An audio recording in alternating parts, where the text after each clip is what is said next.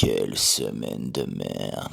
Faut-il diminuer les revenus des élus belges avant de demander des efforts à la population? Ah oui. Ah, c'est sûr que ce serait pas mal de montrer l'exemple. Une fois. Juste une fois.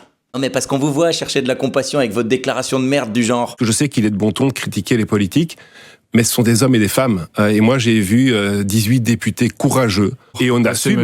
Et on assume avec force parce qu'elles sont nécessaires. Elles sont pas agréables, mais elles sont nécessaires. C'est dingue, je vois qui parle, mais moi j'entends ça.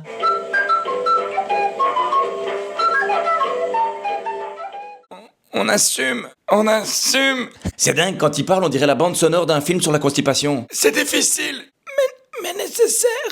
Ouais, tais-toi et pousse. Ah ben ça c'est sûr, c'est simple d'assumer des décisions quand elles n'ont aucun impact sur vos vies. En plus de diminuer leurs revenus, il faudrait diminuer le nombre d'élus. En Belgique, on pourrait supprimer 40 ministres. Il en resterait encore 14. C'est bizarre là, il y a personne pour prendre des décisions nécessaires.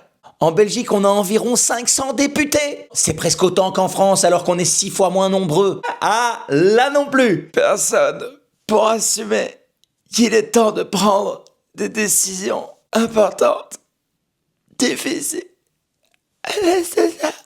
Non, je sais pas. Vous n'arrêtez pas de dire qu'il faut faire des économies. Et bizarrement, votre secteur n'est jamais concerné. Jamais. Question. Les efforts qu'on doit fournir, c'est pour sauver la Belgique ou pour conserver vos privilèges? Je demande. Mais parce que la politique belge coûte pas loin d'1 milliard par an.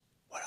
Parce que là, on est taxé comme des Danois, mais on est géré par des spitznains. Ça semble propre, ça aboie beaucoup, mais ça ne défend rien du tout. Pour finir, je l'avais déjà dit, valider une aide militaire annuelle d'1 milliard pour l'Ukraine jusqu'en 2029, on n'a pas les moyens.